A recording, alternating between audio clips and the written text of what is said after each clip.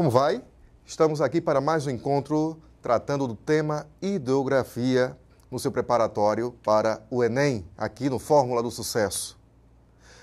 Falamos no nosso último encontro sobre a distribuição das águas do planeta, o ciclo hidrológico, o processo de evaporação dos continentes e nos oceanos.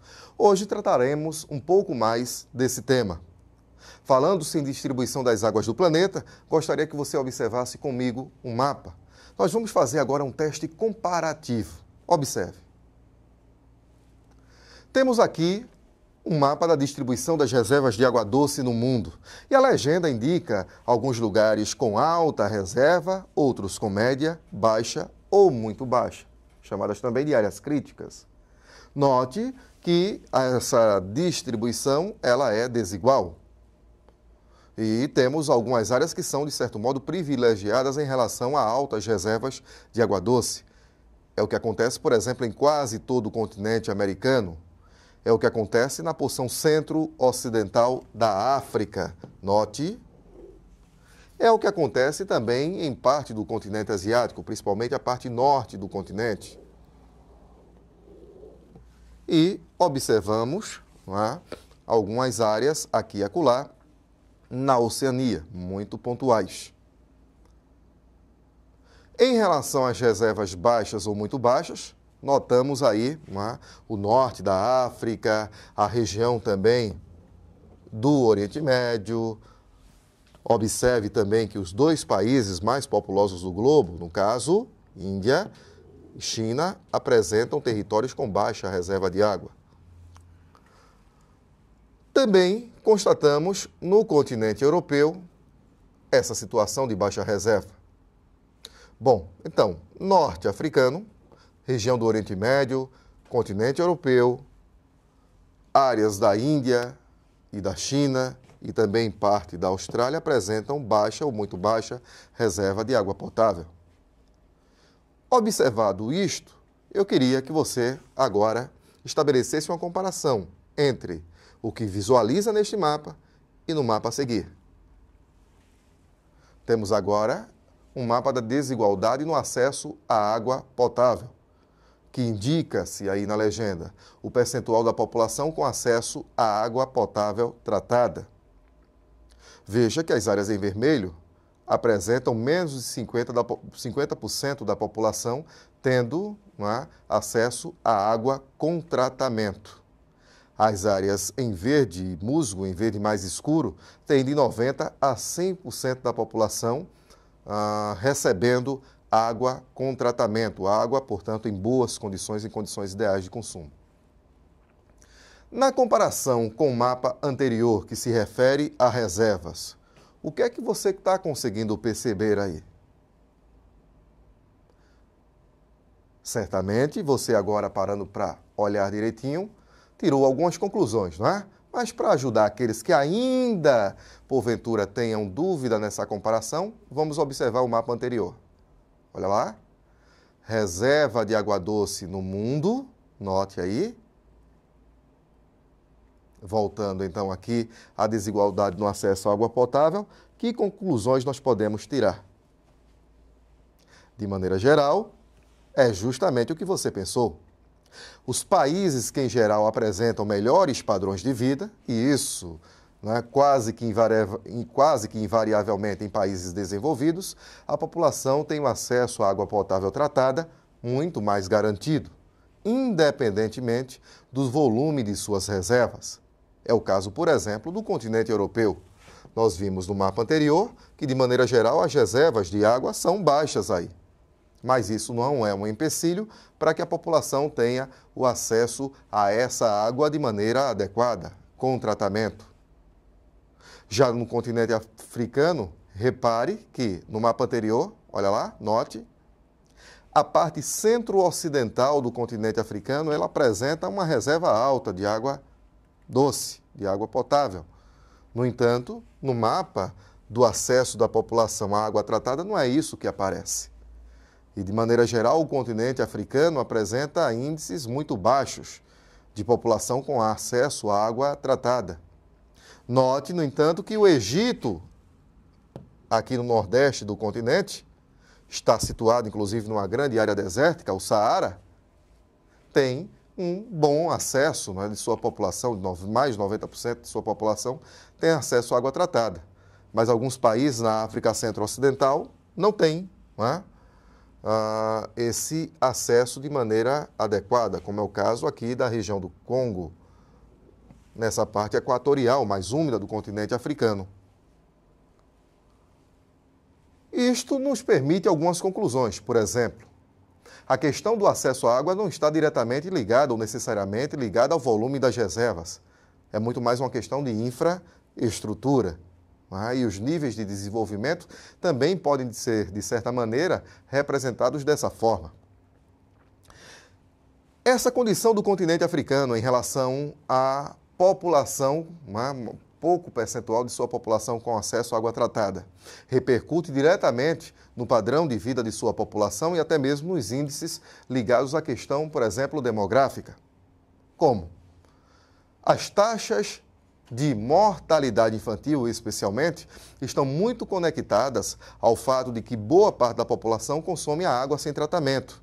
E como você bem sabe, a água sem tratamento representa um grande vetor de doenças.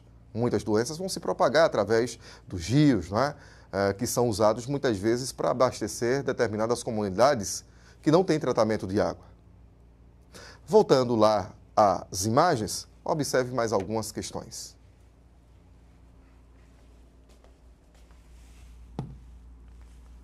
Nós temos aqui uma distribuição geral dos recursos hídricos por continente.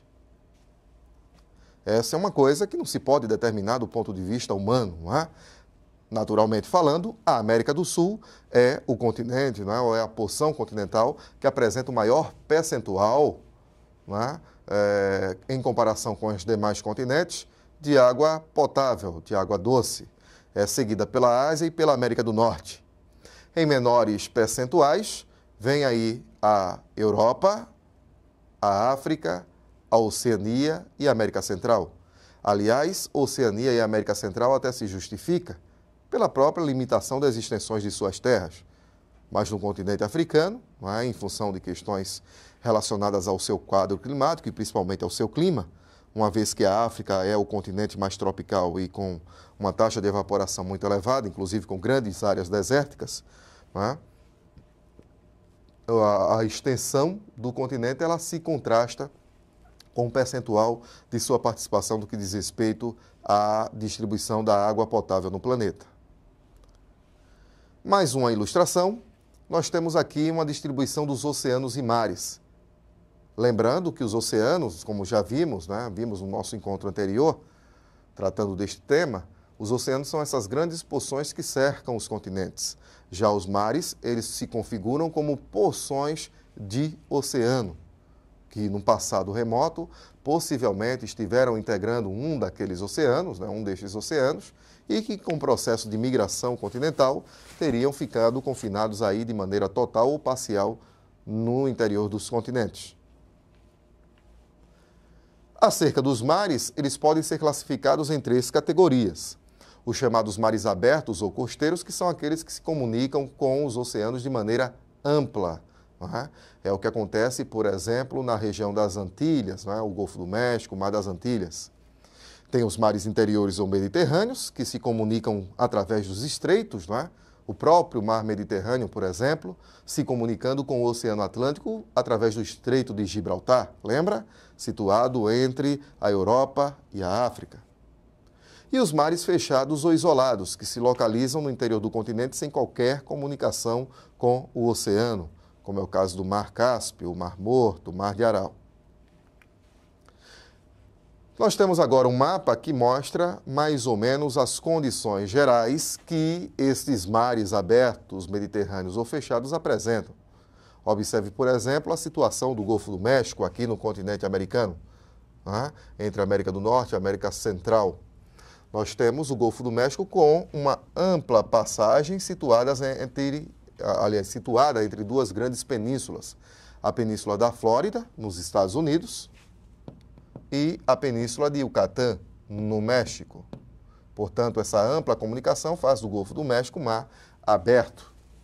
Já o Mediterrâneo, como havíamos falado, tem uma estreita comunicação aqui com o Oceano Atlântico através do Estreito de Gibraltar, ou se comunica com outro mar, o Mar Vermelho, que também é uma espécie de mar Mediterrâneo ou semifechado, que alcança o Mar Arábico, que alcança aqui o Oceano Índico, não é? Através de um outro estreito. E temos aqui casos de mares fechados, como é o caso, por exemplo, do próprio Mar Cáspio, que é o maior mar isolado do globo.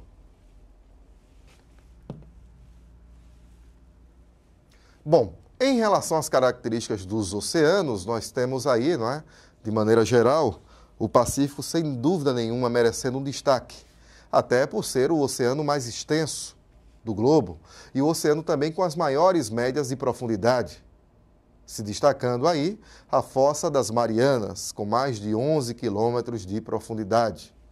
É um oceano com muitos acidentes, digamos assim, na sua parte, né? Na área do seu assoalho, com uma grande quantidade de cadeias montanhosas submersas, formadas sobretudo, né, em função do movimento das placas litosféricas, e por isso mesmo, né, a ocorrência de fossas abissais e também muita atividade vulcânica. Nós temos uma grande quantidade de ilhas, né, de origem principalmente vulcânica, né, arquipélagos inteiros são formados por esses processos, como é o caso do Japão, das Filipinas, da Indonésia, da Nova Zelândia, e conjuntos de ilhas menores como da Polinésia, da Micronésia e da Melanésia. Já o Atlântico se destaca por ser um oceano aí, situado em uma região, né, de grande movimentação do ponto de vista do tráfego marítimo, sobretudo na sua porção norte, entre a Europa e a América do Norte, e também o tráfego aéreo entre essas duas regiões do globo. Esse oceano, ele apresenta algumas grandes profundidades também, como estão aí nas fossas de Milwaukee, Virgens, Porto Rico, né, todas elas com mais de 8 quilômetros de profundidade, além dos vários arquipélagos, especialmente na região do Caribe e América Central. Um ponto importante, né, do Oceano Atlântico é a presença da dorsal meso-oceânica, ou da dorsal do Atlântico, uma grande cadeia montanhosa, uma grande cordilheira que se estende de norte a sul, não é? Representando a divisão entre as placas sul-americana e africana e norte-americana e eurasiática. O Oceano Índico, por sua vez, é um oceano, né, dentre os grandes oceanos do planeta, o menor. É um oceano também que, pela sua condição geográfica, apresenta as maiores temperaturas médias, até porque ele se comunica apenas com uma das regiões frias, né?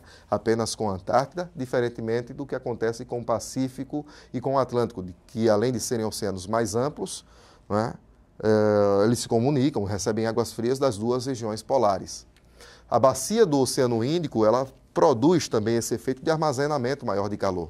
Porque, se você recordar, ela está situada ali entre a Ásia, a Oceania e o continente africano. As médias de profundidade aí não são tão significativas quanto temos no Atlântico ou principalmente no Pacífico. Vale lembrar que, por ser mais quente, o Oceano Índico ele perde mais água, né, por meio da evaporação do que o Pacífico e do que o Atlântico. E por isso mesmo ele é o oceano mais salgado. O Ártico é o menor dos oceanos. É um oceano situado entre a Eurásia e a América do Norte e que tem a temperatura bastante baixa em função, obviamente, das altas latitudes.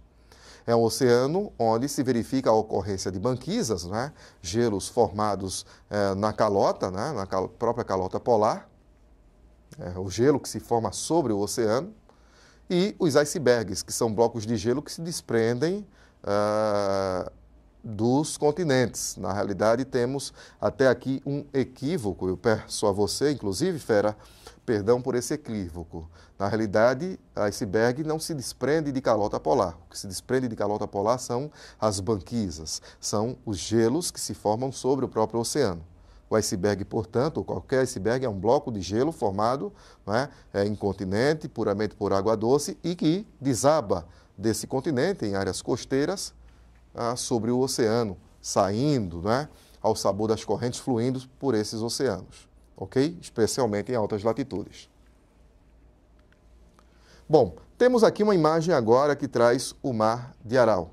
Esse mar foi um mar que sofreu bastante aí durante, principalmente a segunda metade do século XX, com o processo de desertificação ocorrido no seu entorno. E também com a retirada de água para a irrigação de culturas de algodão, sobretudo, né? Isso à época em que Stalin governou a antiga União Soviética. Ele praticamente, não é, obrigou comunidades que viviam em torno do Mar de Aral a se tornarem, eram comunidades de pescadores principalmente, a se tornarem plantadores de algodão para atender lá ao regime. E aí o que acontece?